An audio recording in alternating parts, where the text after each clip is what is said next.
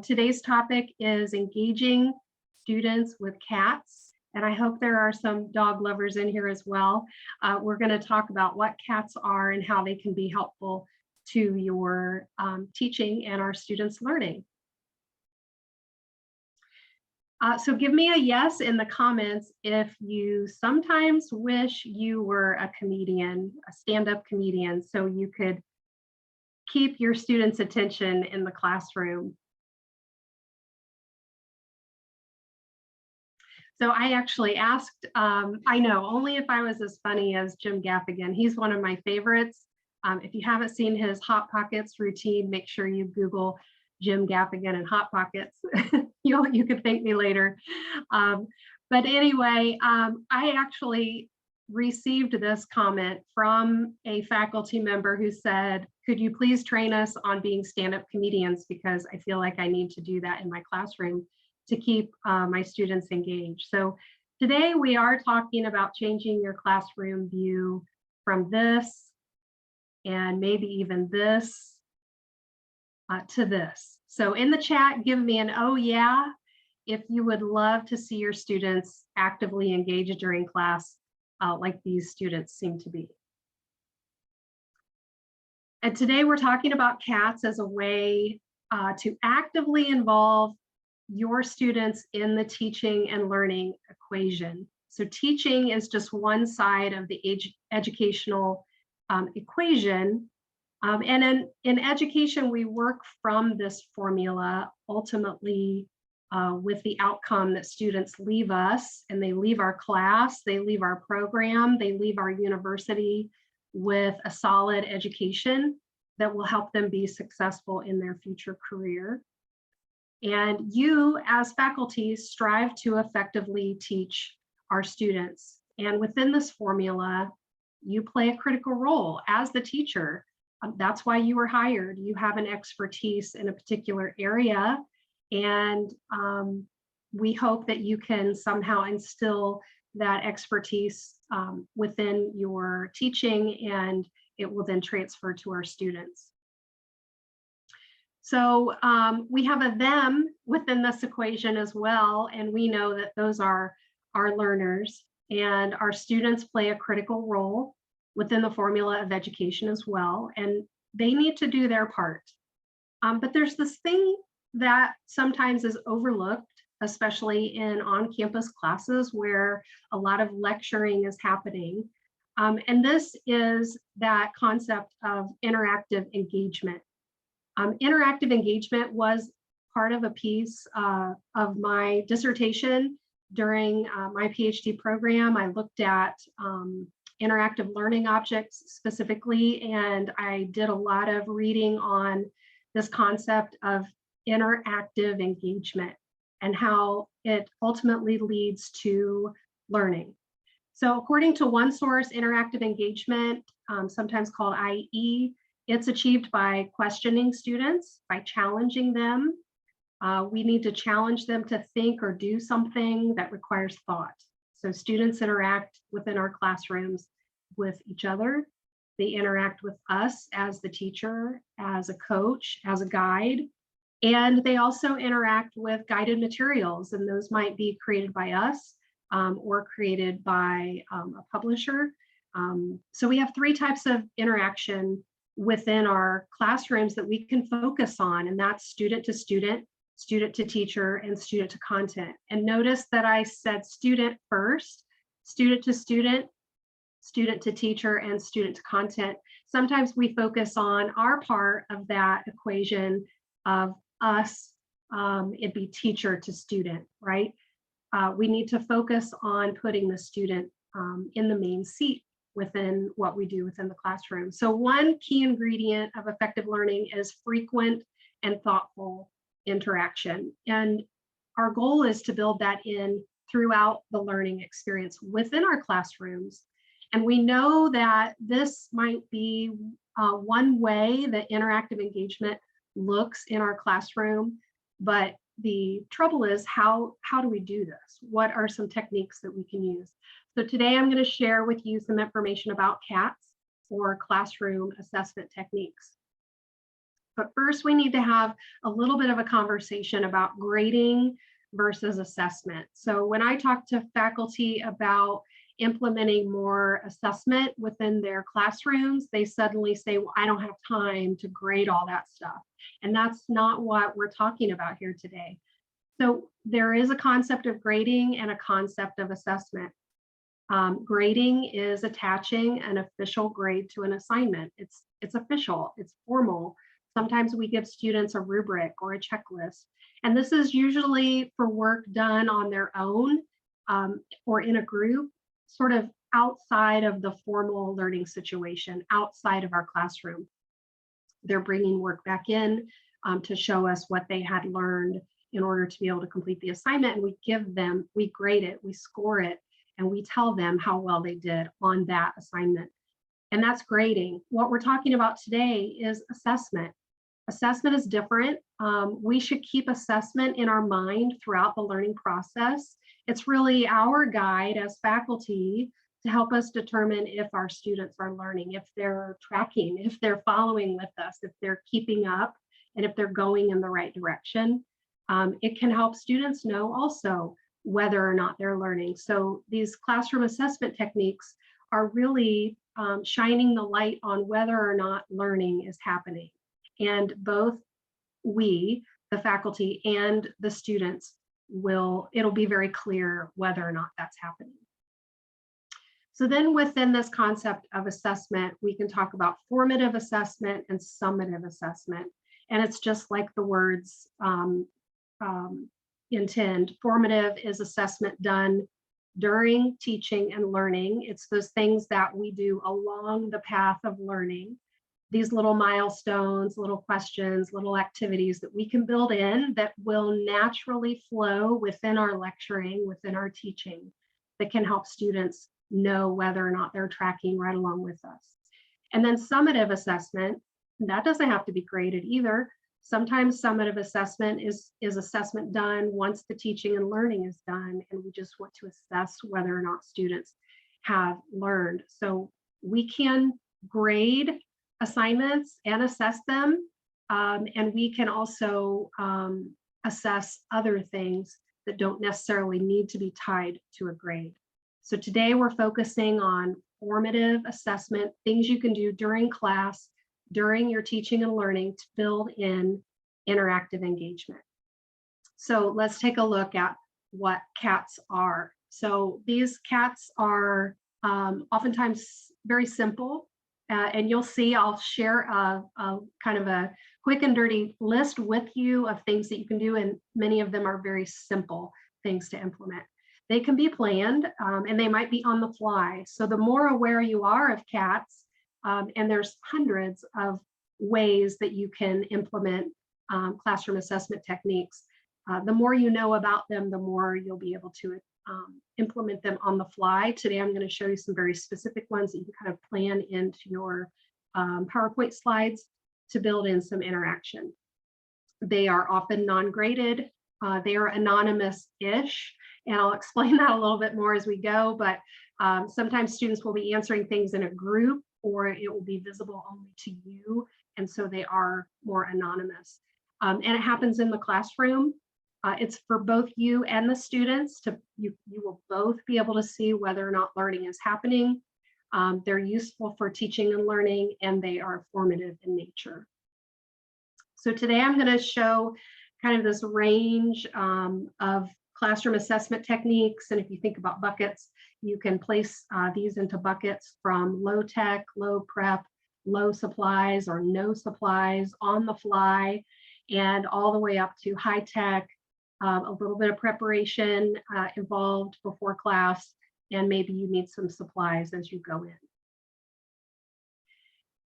If you have watched the presentation, the webinar I presented called Flipping Your PowerPoint for the Student Brain, we looked at this concept of the student brain being able to only handle small bits of new information at a time, and then they need to stop and process and move that information from their working memory into their short-term memory.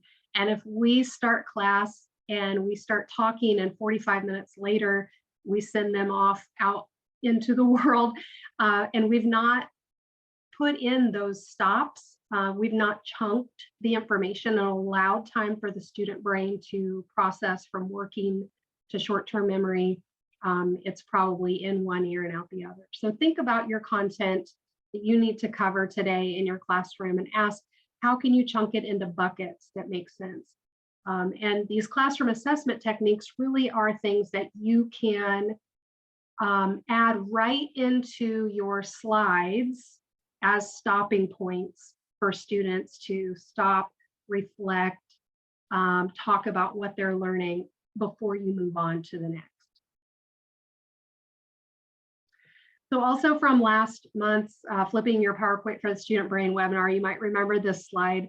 And you know, we're going to be putting slides right into our slide deck that promote us stopping the talking and asking active questions, doing something, asking students to do, think, so that their light bulb is going on and we're more in the driver's seat of the teaching, and they are actually in the driving seat of learning rather than just idly listening to us. So buckle up and get ready to go. This is a Fast and Furious Cats example.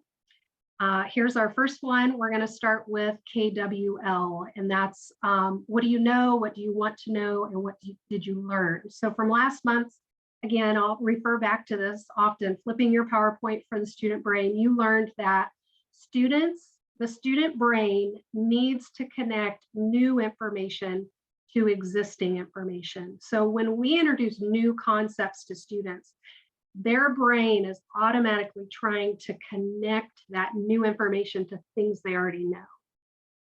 So at the start of a unit, you might, as a class, walk through a KWL chart.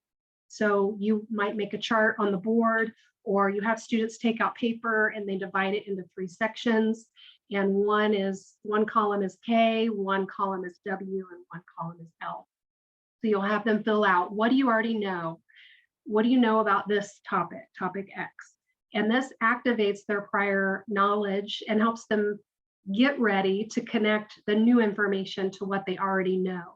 You might have them fill out the K and then get together with a partner and talk about what they each know. And now the other student may bring to memory some things that the other student did know, or they might hear something new from the other student that it will start to resonate once then you start to talk about those things in your formal teaching. The W is for what do they want to know? And this is priming the pump. It incites curiosity, it incites critical thinking, it gets them ready. It makes them start to think about what things you might introduce to them through this unit.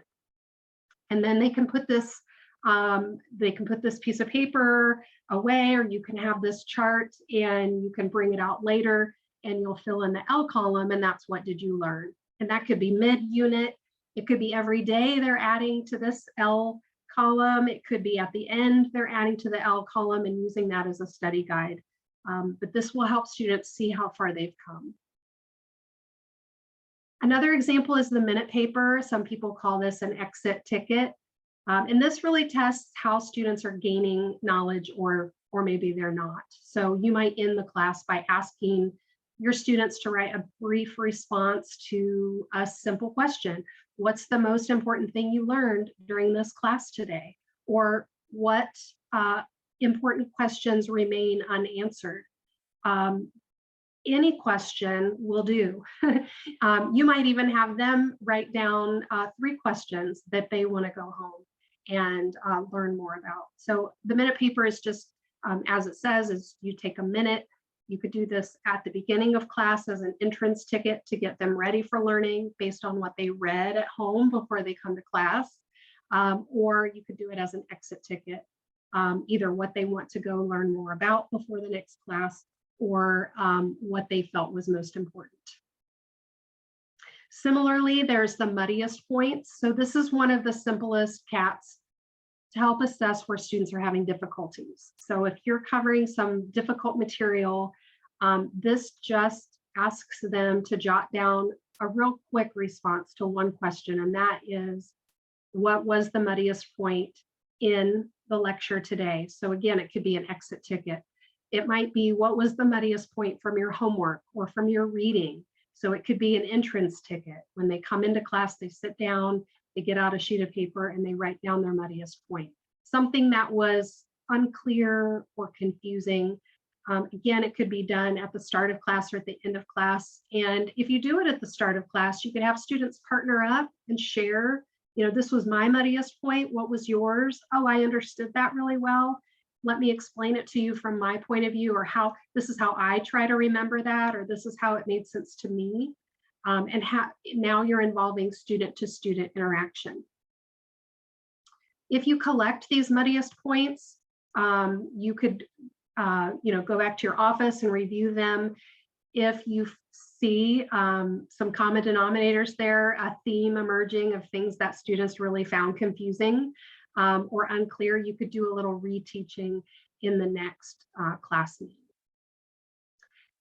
The next CAT is I call red light, green light, and it's really index cards. So this requires a little bit of prep on your part, but when students come in, or maybe at the very first day of the class, you give students a red index card and a green index card, or you could give them white index cards and have them write yes on one and no on the other. And throughout the class discussion, maybe it's a lecture on a tough topic, you can check in with your students. And this is one of those anonymous-ish because they're in class and they have these two cards, yes and no, and they're simply going to, you're going to ask a question and they're going to raise yes or no, or the red or the green. And obviously red is comparable to no and green is comparable to yes. So you could just ask students, who gets this?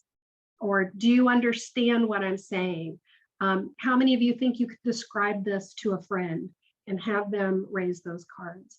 So you'll be able to see very clearly, especially if they're red and green. If you see a sea of red being held up, you know that's a time where you need to step back, maybe talk about it from a different perspective.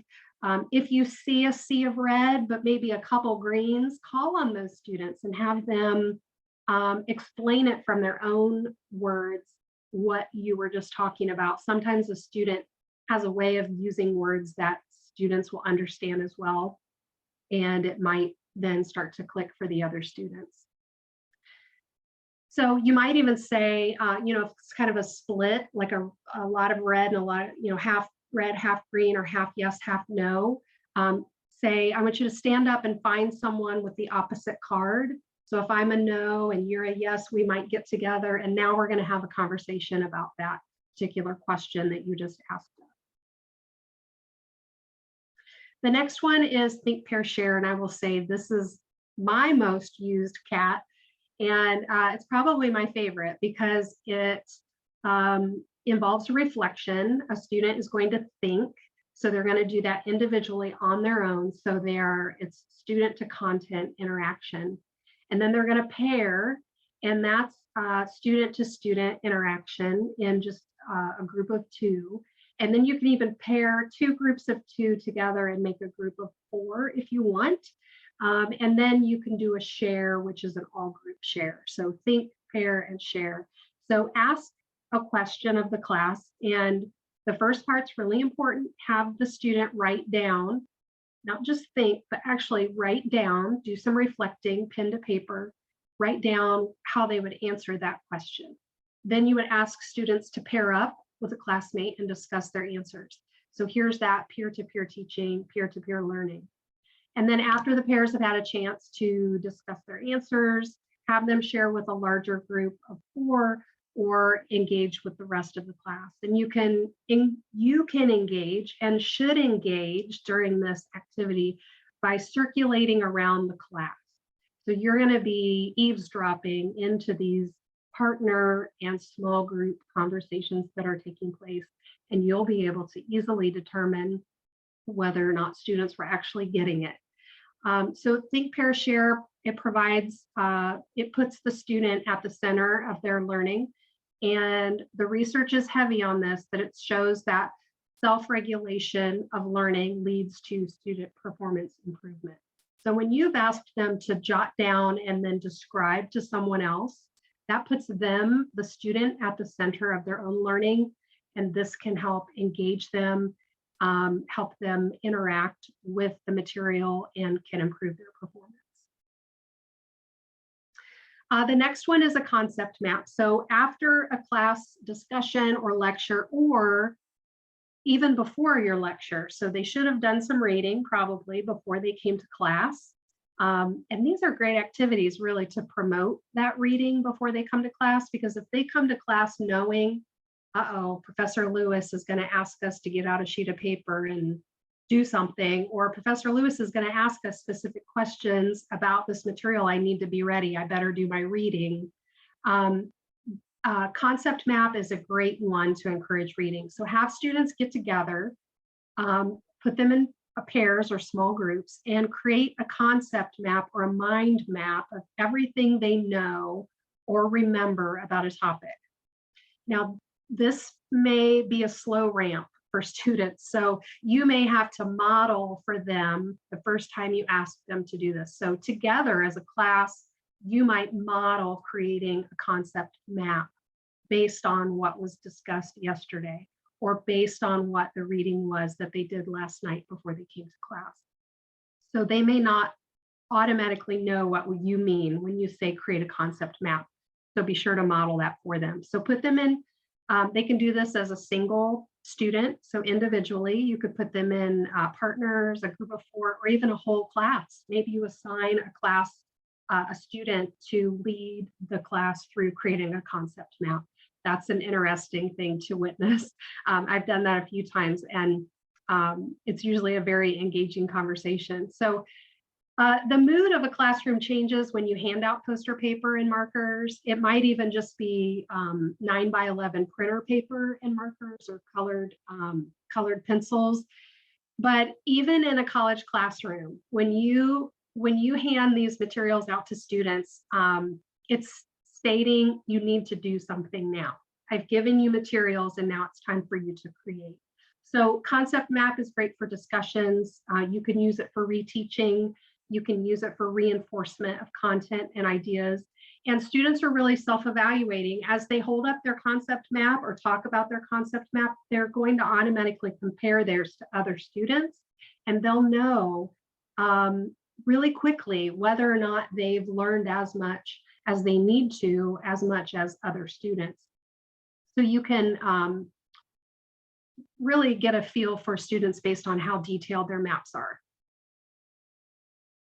The next one is popcorn Q&A. So to encourage that reading before students come to class, this is a great way to quiz your students informally, ungraded, without taking a lot of your class time. So when students come to class, start with a quick list of 10 to 12 questions that should be easily answered if they did the reading. So do this a few times. You might hear crickets the first couple times, but when you put positive pressure on students to read before class by asking these questions, calling on students by name, puts a little good pressure on them. So you might say the question and then call a name and wait for an answer. If no answer, just simply call the next name, and so on. Or you might start in the beginning by not calling on students by name, but they'll quickly learn. She will eventually probably start calling my name. I'm a little nervous. I'm going to do my reading so that I'm ready, right? So move quickly from student to student, don't highlight someone who doesn't know the answer. Don't say no, just move on to the next student. Move quickly. You can even have a roster, and you're going to pick a different starting point each day when you do popcorn Q&A, and you just quickly move down your roster and back up to the top, back down to the middle. So students will kind of know when they're going to be up for a question, and just keep on moving through the line. They'll learn that they need to read before coming to class. Partner quizzing. Give students a few minutes to write just 3 questions about what was learned. So it could be 3 questions. What did we learn in class last time? 3 questions. What did you learn from chapter 12 that you read? It could be any questions that they would deem worthy of possibly being on a test eventually. So you might have to model that for them a few times, like true, false, multiple choice, short answer, essay, and have them partner up then to trade questions. So we get in a partner, we just trade papers, and then I answer your 3 questions, you answer mine, and then we come back together and we discuss whether or not the answers are right. So this does a couple things. One, it makes a student critically analyze the content they're learning to identify what is important, what might be on a quiz or what might be on a test. I need to know enough about that to be able to write a good question. And guess what? I need to know the answer to my question I asked. So this is putting the student to student interaction and student to content interaction, and they're really doing some critical thinking, anticipating questions and topics. This next one is partner matching. So create note cards ahead of time. So let's say you're in a unit that has a lot of vocabulary and you just can't get past that. Like, students need to know what these terms mean in order to then move to the higher level of Bloom's taxonomy, analyzing and critiquing and evaluating. But they have to know these terms, these concepts first. So this will take a little prep time on your part. So you'll have matching note cards, so a term on one and a definition on the other. And let's say you have 30 of these cards or 15 of these cards, pairs. And then you go into class and you hand them out randomly as students are coming in, and then have students stand up and find their match. So now they're walking around the classroom and they're trying to find either the word that goes with their definition or the definition that goes with their word. So when a student comes up with a word and meets a student with the definition, it may not be the correct definition, but they're having a discussion about, okay, what is your definition? I don't think that's my word. Do you know what your word you're looking for is? And now they're moving around the room. So once all the matches are made, have them sit down with their match and discuss the match. You might have them write, if I have the term and the back of my card is blank, I might have to write the definition on the back. Or if I have the definition, I'm going to write the term on the other side. You might also have them together come up with a definition, an alternate definition, or a real life application, or something else, an example of something in the real world that can go along with their cards. So have them partner with another pair then to discuss, and now they're discussing 2 terms with their definitions and examples and situations. The next few, and we're almost through our list, are classroom assessment techniques that are digital or utilize a smartphone or another device. So if you do have your phone and you want to find this webpage easily, turn on your camera and you can scan the QR code, and that will pop open the webpage that is on the SNU faculty support site. And I'll show this QR code again here in a little bit. The first one is Kahoot, and it's a game-based learning platform that makes it easy to create, share and play learning games or trivia quizzes in minutes. And it's pretty fun. Students log in, it's free. Students log in with their name, and there's a leaderboard. So, you know, people know that John is in first place, but Karen's right behind, and it can get some good competition can happen within your classroom. And you just present students with a question or an image, and you ask the question and then 4 choices. So the screen is what you see on the right-hand side of that slide there. And then the other side is their device. So they don't need clickers. Their clicker is their phone. So make sure you let students know. I don't think you need to let students know to bring their phone to class. I think most do, but they can also play on a laptop as well. Quizzes is also on this webpage that I offered you guys. Quizzes is a gamified student engagement platform. It offers multiple features to make classroom fun, interactive, and engagement. It's used for formative assessment. It's BYOD, bring your own device. Students can access on a laptop, a tablet, and or a phone. And it's basically instructor-paced gamified quizzing. Mentimeter, it's an easy to use online tool for voting and interactive engaging sessions. And you can use it as a complement to your PowerPoint slides or your interactive components, or you can push all slide content into Mentimeter. There is a free version that I would encourage you to check out. But the Mentimeter's interactive slide layouts allow you to initiate audience response synchronously during your presentation. So as you're talking about concepts, and this might be, you may have, let's say you have a unit that is could be pretty opinion based, or it could incite divided thoughts about a particular topic. And you want students to be able to anonymously give their input on the screen in front of everyone without, it's all aggregated. So it doesn't say, you know, which student said what.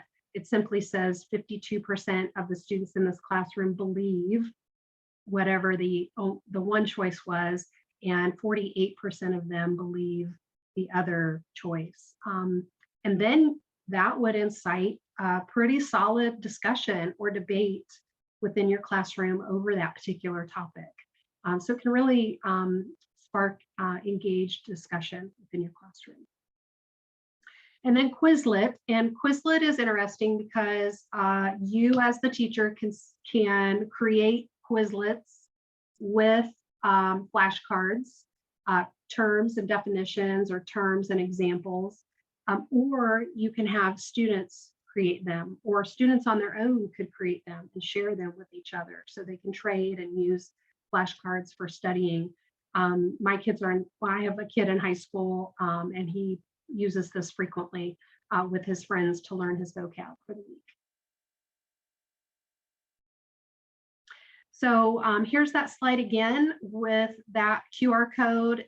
It's on the snufacultysupport.com webpage, and that's a great page to bookmark so that you can take a look at it. But first, I want to know, what was your cat's meow from today? What's your favorite in the chat? If you would just let me know. We had the KWL, the minute paper, the muddiest point, red light, green light, think, pair, share, concept map, popcorn Q&A, partner quizzing, partner matching, Kahoot, quizzes, Mentimeter, and Quizlet. Great. We've got a vote for red light, green light. Good. I'm glad you found that helpful.